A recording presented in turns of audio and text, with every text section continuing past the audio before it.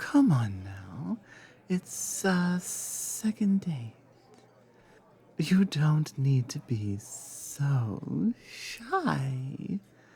It is extremely adorable, but I already know that you like me, and you already know that I like you. I don't see why you'd be so worried. Oh, baby, no.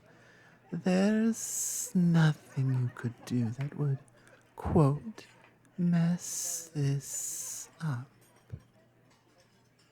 I want to learn who you are, and I hope you want to learn the same about me. And the more we learn about each other, the more we can accept and appreciate each other. Or maybe we're not compatible. Maybe that's the way this story ends. That doesn't mean anyone did anything wrong. It just means we don't fit with each other. But between you and me, I see no way that could possibly happen.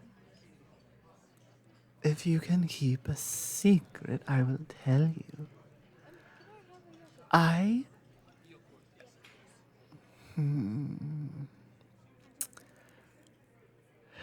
Well, it's a little embarrassing. When I was born, my parents were given a prophecy.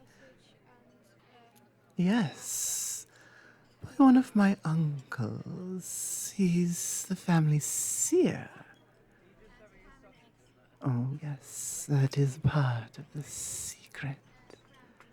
And this prophecy? Well, it described in great detail my soulmate and who they were and how we would meet. Well, basically, it's you. So, if this prophecy is true, and I do believe that it is, you are my soulmate. We are the most compatible for each other, and getting to know each other better will only prove that. And I believe that this could be the case. Now, I don't know for absolute certainty, but that is why I tell you not to worry. There's nothing to fear. You are my soulmate, and everything will work out as it should. It doesn't change anything. You still worked up the courage to ask me out while I was working, which is not the easiest thing to do. But you did it. And I said yes because I wanted to. We are both here because we want to be. At least I hope you do. I know that I do. And that, my sweet darling, is exactly the reason why I know you really are my soulmate. You did something that was very out of character for you. You went outside of your comfort zone and did something that you've never done before. You took a risk. You were true to what you really want. And I see that. And I respect that. And that is entirely why I am here. You don't have to pick everything we do. Honestly, I have never understood the people who get so upset when people don't do exactly what they expected should should be done. I refuse to treat you like you are some sort of cog in a machine who has to fit exactly the blueprint that's been designed. You are unique, and I want to understand and experience and appreciate everything it is that makes you unique. I am interested in you, not in filling some prescribed place in my life that I'm supposed to be looking for. But it is different, at least from my perspective. This prophecy that you are my soulmate, it does not specifically state your name. Well, really, I mean, what prophecy? Well, really, I mean, what prophecy does? They're all open to interpretation, and sometimes then maybe are and sometimes they can be interpreted incorrectly. I personally do not believe that is the case. You are overthinking everything. You really do need to work on curbing that. Oh. Oh no, there is a very big difference. I will accept someone for who they are, and I will love them very dearly, but I will not accept someone who refuses to work on their past trauma. You are not the events that traumatized you. I will gladly be by your side, holding your hand as tight as you need, or enveloping you and making you feel so incredibly safe and protected. Because it's not your fault what happened, whatever it is, and I don't mean to imply that you are some sort of victim of some heinous criminal and that affects your everyday life. We are all unique and we are all affected in unique ways by things that others may not even understand. I don't need to understand it. I just want to know and help you overcome that pain. Because isn't that what a relationship is really all about? Working through your past struggles together, becoming the best version of who you can be. Not who you should be, not who you're expected to be, but the best version of who you really, truly are. But there's no such thing as a perfect relationship. That's something that's been made up and publicized and capitalized by Hollywood and by authors, by artists. It's an idea, much like the concept of utopia. It's a theoretical ideal, but in the real world, well, there is no such thing as a, quote, perfect relationship.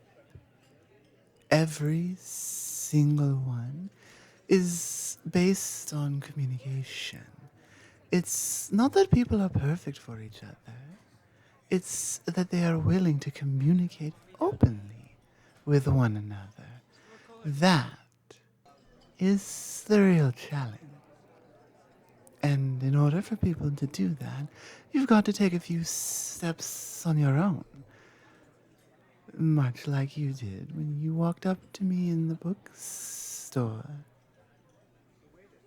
Because it is. It's all related.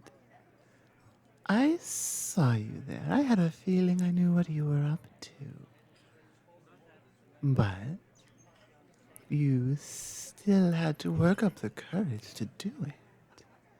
And that act of bravery, that is exactly the kind of person my soulmate is. Exactly the kind of person I have been looking for. And I didn't have to find you. You found me. Now, admittedly, I did, right after leaving the shop. Because I do. I am not going to sit around and hope for some Prince Charming to come in out of nowhere and sweep me off my feet. That, much like I said earlier, is unrealistic. Artists portraying what they want out of life, but it's not the way life really is. So, the question I have for you, do you also feel this way? That it's not about being perfect for each other, but that it's about accepting each other and communicating with each other, instead of relying on these idealistic and unrealistic ideals of others. I strongly agree with you on this. And this level of connection is exactly what it takes between soulmates.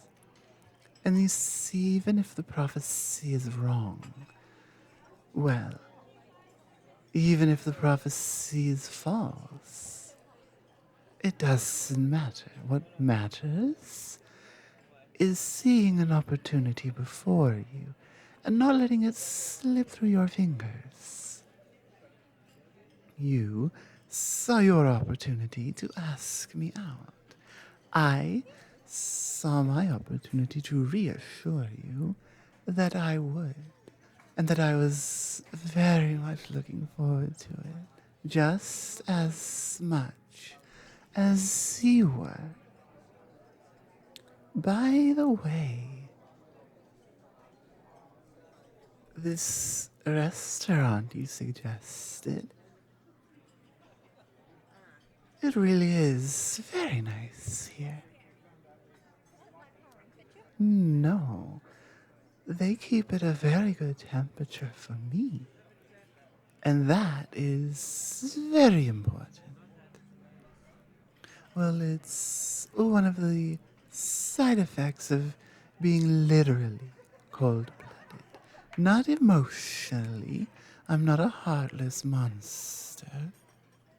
But physically, I do need warmth in order to have energy. And this environment, it is warm without being overly hot.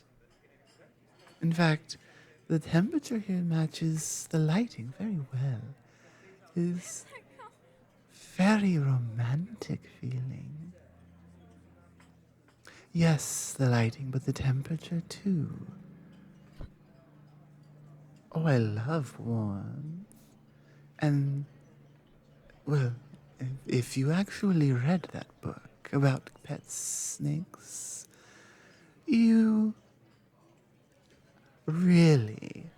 So it wasn't just a way to ask me out.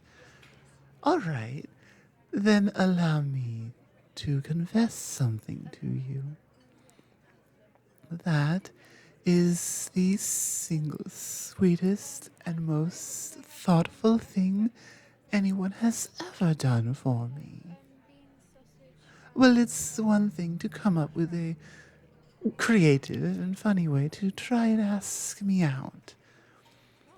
It's entirely another to fully intend to read those books and learn from them so that you can have a better understanding of me and how others like me typically tend to operate.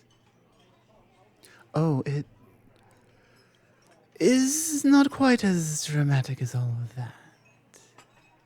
I will slow down and get very sleepy if it's too cold out. But I am capable of getting myself to some sort of warmth before I completely pass out, really. Well, one time I was up in the mountains and just enjoying the cool weather. Well, I may prefer warm, but, well, what is cold weather if not an excuse to grab a cup of hot chocolate and sip it just nice and slowly by the fire? Oh, it is the most comfortable experience I have ever had in my life. And going somewhere cold is just an excuse to go warm up. Now, I do need to be careful and not get trapped out in the cold. Well, once we shut down completely, we need someone else to bring us to warmth. We can no longer find it ourselves. In fact, my family thought I was, wanting to get rid of myself because I wanted to go in the mountains. It's not the most hospitable environment up in the snow. At least, not for me. But my, oh my, was that an experience worth having. And you know, if I were to go there with someone else, someone who is a portable heat source, well, it would be even more amazing. I am very sure it would. Why don't we make that our next date, our third date? I would love to show you around. And I think you would very much appreciate how much I would be clinging to you for your warmth. Plus, any excuse for hot chocolate and curling up at the fireplace, right?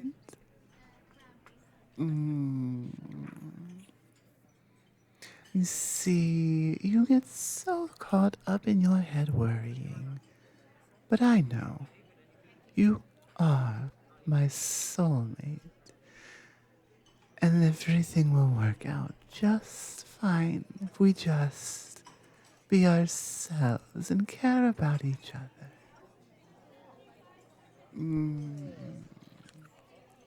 I am so very glad you walked into that bookstore. I really am, though. I mean it. And now it's about time I head back. Well, we are all finished by the looks of it. So, I would very much like to, head on out of here and curl up with someone for the night.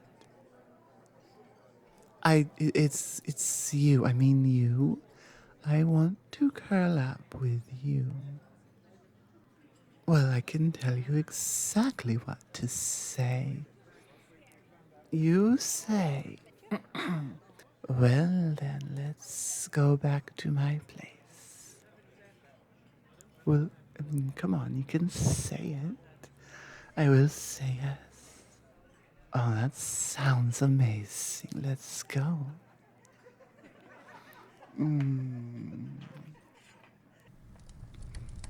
Hello, everyone. Star here, and thank you for listening to this video, audio, vadio kind of thing that is also part 2 of the Snake Bookstore Cashier. which, saying out loud, sounds like one of the funniest premises I've had on my channel in a while. It's fun, and I feel like being snake-like is a bit of a cheat code, because then I elongate all my S's and pad out the recording time just from the length of the syllables. Like, it feels like cheating, but I'm gonna straight up keep doing it because it's also really fun. Like, have you ever tried it? If you haven't, go ahead and just try it for like a second. It's fun. I don't really know why it's fun, but it just is. I guess story time. I've always liked poetry, and I've always been fascinated with tongue twisters. And so, you know, the stereotypical ones like Peter Piper picked a peck of pickled peppers, you know, or how much wood would a woodchuck chuck if a woodchuck could chuck wood. I would practice these over and over and over growing up because I liked being able to talk really fast. I don't really know why. I just did. And we used to have some karaoke nights. And if anyone who was there, anyone could remember, Stars Got Bars. I can fucking rap. I'm not the fastest out there. There are songs that are well beyond me, and massive respect to those artists for even writing it, because it's so much easier to copy it than it is to create your own stuff. But I like tongue twisters. I like rap. I like poetry. I like wordplay. I like all of that. And so having a snake where I get to elongate my S sounds in a bookstore, I don't know. It just kind of felt right. And ultimately the picture was a runner-up for a previous Fan Friday that honestly I love so much. I just couldn't let it go to waste. So we now have a part 2.